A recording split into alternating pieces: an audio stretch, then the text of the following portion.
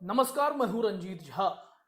जाते जाते तत्कालीन chief justice of India DY Chandrachud ने बड़ा फैसला दिया था, लेकिन अब उस फैसले पर बड़ा एक्शन भी शुरू हो गया है और यह एक्शन योगी बाबा के मनमानेपन की अकड़ तोड़ने के लिए भी काफी है।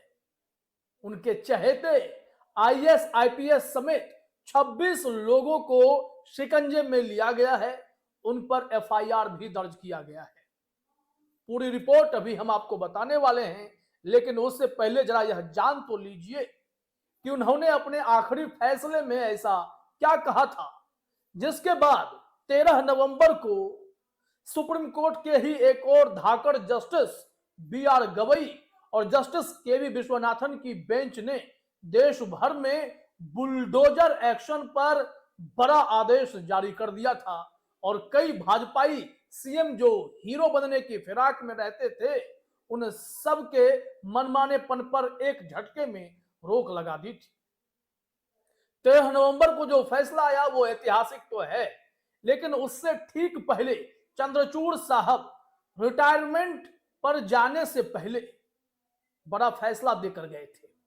जरा आप देखिए अपने स्क्रीन पर फिर क्या आदेश हुआ है, कैसे डीएम एसपी सब नप गए हैं, वो भी हम आपको बताते हैं। लेकिन आपको यहां देखना चाहिए कि दैनिक जागरण पर हम आपको एक रिपोर्ट दिखाते हैं।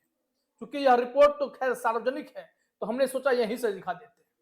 यहां क्या कहा जा रहा है, बुलडोजर जस्टिस मंजूर नहीं, सीजेआई के रूप में डीवाई चंद्रचूड़ ने क्या सुनाया था अंतिम फैसला। अब जरा यहां देखिए, वो कह रहे हैं justice DY Chandrachud chief justice of India के पद से रिटायर हो गए। अब सुप्रीम कोर्ट में जो चंद्रचूड़ साहब के आखिरी फैसले थे बुलडोजर जस्टिस की, उन्होंने कड़ी निंदा की। उन्होंने कहा कि बुलडोजर न्याय कानून के शासन के तहत अस्वीकार्य है। अदालत ने कहा कि बुलडोजर न्याय न केवल कानून के शासन के विरुद्ध है, बल्कि यह मौलिक अधिकारों का भी उल्लंघन करता है। अगर इसे अनुमति दी गई तो अनुच्छेद 301 के तहत संपत्ति के अधिकार की संवैधानिकता जो है, उनकी जो मान्यता है, एक डेड लेटर बनकर रह जाएगी।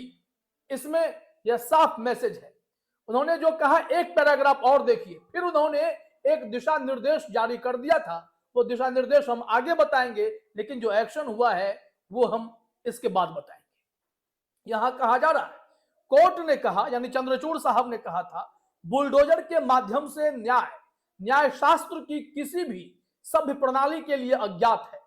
भारत के मुख्य न्यायाधीश की अध्यक्षता वाली पीठ ने कहा था, यह एक गंभीर खतरा है यदि राज्य के किसी भी विंग या अधिकारी द्वारा उच्च स्तरीय और गैर कानूनी व्यवहार की अनुमति दी जाती है तो नागरिकों की संपत्तियों का विध्वंस बाहरी कारणों से चुनिंदा प्रतिशोध के रूप में होगा। अब यह मसला तो तूल पकड़ेगा ही। फिर अदालत ने जो आवश्यक कदम उठाने के निर्देश दिए वो हम आपको बताते हैं, लेकिन इनका जो फैसला था उस पर एक्शन क्या हुआ वो अब हम यहां समझेंगे। चंद्रचूड़ साहब जिस तरीके के तेवर के लिए जाने गए थे, शुरुआत में उनकी खूब तारीफ हुई, लेकिन जैसे जैसे वो सत्ताधीशों के मित्र बनते चले गए, उसके बाद इनकी कड़ी आलोचना हुई। खैर, लास्ट मोमेंट पर उनके इरादे यही थे कि कम से कम देश भर में भाजपाई सीएम द्वारा बुलडोजर एक्शन जो लिए जा रहे हैं उस पर कोई कार्रवाई हो। जस्टिस बी आर गवई के एक आदेश ने देश भर में मिसाल कायम करके रख दी थी। वो आदेश ही ऐसा था कि बुलडोजर चलाने वालों, घर भी तुमसे ही बनवाएंगे, मनमानेपन बंद कर। खैर, अब जो हुआ है उसे समझने के लिए हमें चलना होगा एबीपी न्यूज के एक रिपोर्ट पे, और यहां पर क्या आदेश आया था वो हम आपको दिखा रहे हैं। जरा देखिए अपने स्क्रीन पे, ये एबीपी न्यूज की रिपोर्ट है। इसमें कहा जा रहा है, यूपी के महाराजगंज में अवैध तरीके से गिराया था मकान, सुप्रीम कोर्ट के आदेश के बाद आईएएस अधिकारी समेत 26 पर दर्ज हो गई है एफआईआर। अब 25 लाख रुपए योगी बाबा मुआवजे के तौर पर भी देंगे। जो व्यक्ति इस घटनाक्रम में पीड़ित हुआ, सुप्रीम कोर्ट में लंबी लड़ाई लड़ी, उन्हें इंसाफ मिला है। कहा जा रहा है कि गैर कानूनी तरीके से मकान गिराने के मामले में सुप्रीम कोर्ट के सख्त आदेश के बाद यूपी सरकार ने सक्रियता दिखाई। पुलिस ने महाराजगंज के तत्कालीन जिलाधिकारी समेत आईएएस और आईपीएस अधिकारियों, इंजीनियरों और ठेकेदारों पर एफआईआर दर्ज की है। कुल 26 लोगों के खिलाफ संगीन धाराओं में दर्ज एफआईआर की जांच सीबीसीआईडी करेगी, यह भी कहा गया है। इतना ही नहीं, यह मैटर चंद्रचूड़ साहब से कैसे जुड़ जाता है, जरा यह भी देखिए कि 6 नवंबर को सुप्रीम कोर्ट के तत्कालीन चीफ जस्टिस डीवाई चंद्रचूड़ की अध्यक्षता वाली बेंच ने सड़क विस्तार के लिए मकानों को गिराए जाने को लेकर दिशा निर्देश जारी किए थे। यह आदेश महाराजगंज में पत्रकार मनोज टिबड़ेवाल का मकान गिराए जाने को लेकर दिया गया था। सुप्रीम कोर्ट ने पाया था कि 13 सितंबर 2019 को बिना जमीन का अधिग्रहण किए या नोटिस दिए अचानक टिबड़ेवाल का पुश्तैनी मकान तोड़ दिया गया था। यहां तक कि घर में रखा सामान हटाने तक का मौका नहीं दिया गया था। इसके बाद चंद्रचूड़ साहब इस केस को सुनते रहे, क्योंकि केस तो सुप्रीम कोर्ट में पहले से लगा हुआ था। बाद में जब चंद्रचूड़ साहब की बेंच इस केस को देख रही थी, तो फिर एक्शन की उम्मीदें थोड़ी उस वक्त बढ़ी थी, क्योंकि जस्टिस गवई अलग तेवर में थे और उनसे पहले चंद्रचूड़ साहब ने तेवर दिखाए, तो जस्टिस गवई के लिए राहें और आसान हो गई थी। अब यहां पर देखिए क्या हुआ था कि सुप्रीम कोर्ट ने यूपी सरकार को कहा था कि 25 लाख रुपए आप पिटिशनर को दीजिए अंतरिम मुआवजे के साथ, और यह भी आदेश दिया गया था कि वह गैर कानूनी कार्रवाई करने वाले अधिकारियों के खिलाफ 1 महीने में विभागीय कार्रवाई करें, साथ ही यह अवैध कार्रवाई करने वाले के खिलाफ आपराधिक मुकदमा भी दर्ज हो। अब इस रिपोर्ट ने सबको हैरान किया था, क्योंकि जो फैसला आया वो एक मिसाल कायम करके रख गया। अब यहां कहा जा रहा है कि मुकदमा किनके खिलाफ दर्ज हुआ है, वो जरा देख लीजिए कि अब सुप्रीम कोर्ट के आदेश के मुताबिक सोमवार 30 दिसंबर को महाराजगंज कोतवाली थाने में यूपी के अपर मुख्य सचिव गृह और डीजीपी ने एफआईआर दर्ज करवाई है।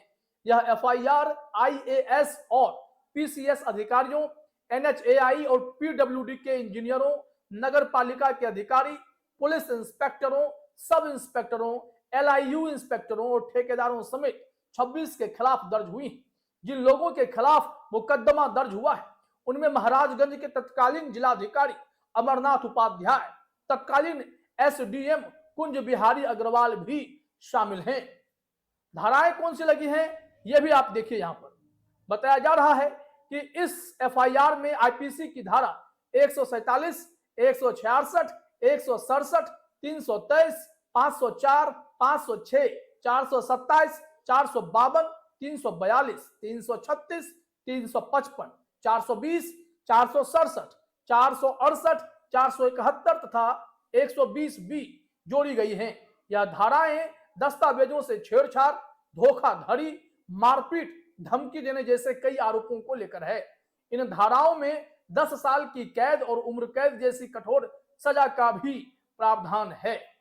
तो चंद्रचूड़ साहब का आखिरी फैसला इस वजह से चर्चा में आ गया। उन्होंने क्या दिशा निर्देश जारी किए थे वो अब यहां समझने का वक्त है। चंद्रचूड़ साहब का वो दिशा निर्देश काफी इंपॉर्टेंट था और जस्टिस गवई साहब का आदेश, जो सबसे बड़ा आदेश उसके बाद आया था, वो भी उतना ही महत्वपूर्ण था। तो चलिए जरा उनके दिशा निर्देश को देख लेते हैं कि कैसे बुलडोजर एक्शन कब क्यों लिया जाएगा और उसके लिए क्या करना होगा। यह भी बताए गए थे, जरा देखिए अपने स्क्रीन पर, हम आपको दिखा रहे हैं। ये रिपोर्ट इंपॉर्टेंट हो जाता है। इसमें कहा जा रहा है अदालत ने किसी भी संपत्ति को ढहाने से पहले 6 आवश्यक कदम उठाने का आदेश दिया था। पॉइंट नंबर 1 कि अदालत ने कहा अधिकारियों को पहले मौजूदा भूमि रिकॉर्ड और मानचित्रों को सत्यापित करना होगा। 2 वास्तविक अतिक्रमणों की पहचान करने के लिए उचित सर्वे किया जाना चाहिए। कथित अतिक्रमणकारियों को 3 लिखित नोटिस जारी किए जाने चाहिए। आपत्तियों पर विचार किया जाना चाहिए और स्पष्ट आदेश पारित किया जाना चाहिए। स्वैच्छिक जो हटाने के लिए उचित समय दिया जाना चाहिए। यदि आवश्यक हो तो अतिरिक्त भूमि कानूनी रूप से अधिग्रहित की जानी चाहिए। ये एक दिशा निर्देश आया था। लेकिन उसके बाद जो एक खबर आई कि चंद्रचूड़ साहब के आदेश के बाद जस्टिस गवई के निर्देश पर देश भर में ऐसे कृत्य पर सीधे सीधे रोक लगाने के आदेश थे कि आप कोर्ट नहीं है, आप ऐसी कार्रवाई नहीं कर सकते। फिर वो सारी चीजें हमें देखने को भी मिली। तो यह एक बड़ी खबर बनकर सामने आई कि कहीं ना कहीं जो मनमानी कार्रवाइयां चल रही थी उस पर एक ब्रेक सा लगा और फाइनली अब आईएएस हो या आईपीएस हो उन पर आजीवन कारावास का खतरा मंडराने लगा है। और योगी बाबा 25 लाख रुपए मुआवजा देंगे तो उनकी अकड़ भी थोड़ी ढीली जरूर हुई है। तो फिलहाल इस वीडियो में इतना ही। आप तमाम साथियों का हमसे जुड़ने के लिए बहुत बहुत धन्यवाद।